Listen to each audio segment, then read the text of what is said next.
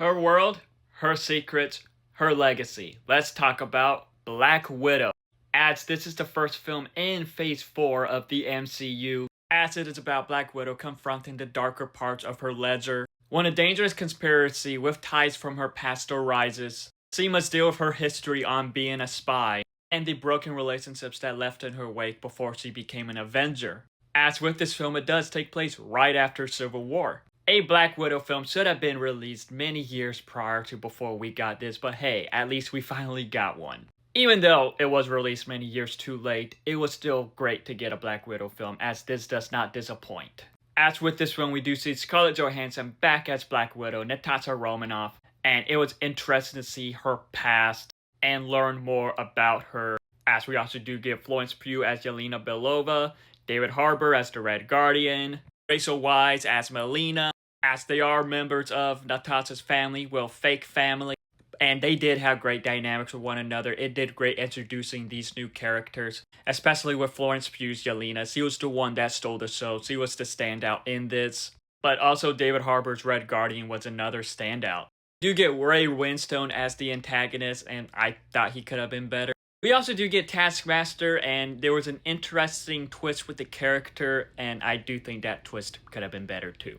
But with this film, it takes place right after Civil War when we see her go on the run after that one scene when she's talking to Tony. And while this film does have great character moments between them, what's also great about this film is the action in it. There is just a lot of great Black Widow action in this. Seeing her kick ass, seeing Florence kick ass, seeing Rachel kick ass, it's entertaining. Like, they play this weird type of family, and it's seeing them bond, it works. But yet also with this film, it does have some super dark moments, especially in the beginning, that I do think that it showcased that pretty well. Like, there's a lot of dark moments within the Black Widow organization with how this antagonist can be, and with like the backstory of this fake family that can be pretty disturbing.